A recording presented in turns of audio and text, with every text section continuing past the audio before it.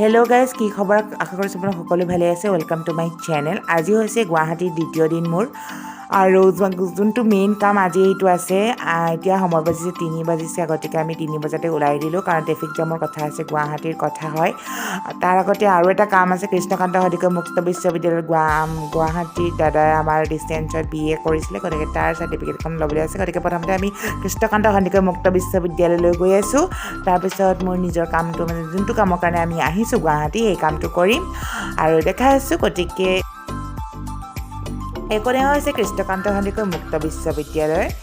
ইয়াতে আমাৰ এখন চাৰ্টিফিকেট ল'বলৈ আছে, মানে মোৰ নহয়, আমাৰ দাদাৰ ভাগত, দাদাৰ BA। এয়া হৈছে বিশ্ববিদ্যালয়খনৰ ভিতৰৰ ভাগ। ইমান চফা দেখিছেনে? সেইফালে মা আৰু মই এইফালে আছোঁ, দাদা নিজৰ কামত গৈছে।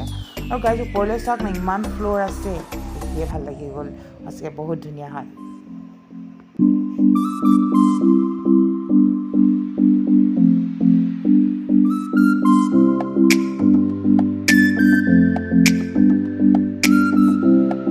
গাইজ আমি এতিয়া কেকেৰ পৰা ওলাই, এতিয়া আমি যোনটো কাৰণে আমি গুৱাহাটী আহিছিলোঁ, সেই মেইন কাৰণটোৰ কাৰণে আমি গৈছোঁ নিজৰ গন্তব্যস্থানলৈ।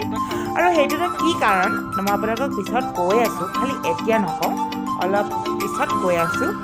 গতিকে চাই থাকক vlog-2, ইণ্টাৰেষ্টিং হ'ব পিছৰ ডোখৰ, ভাল পাব।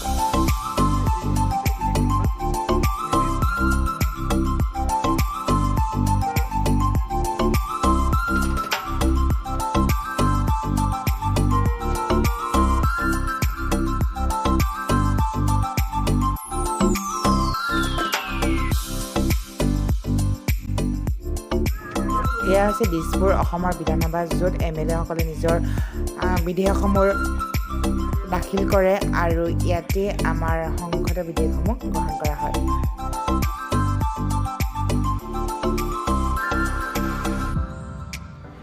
এতিয়া আমি মোৰ কামটো কৰি আহিলোঁ, আৰু এতিয়া আমি চিটি চেণ্টাৰ মললৈ। এইটো হৈছে চিটি চেণ্টাৰ মল।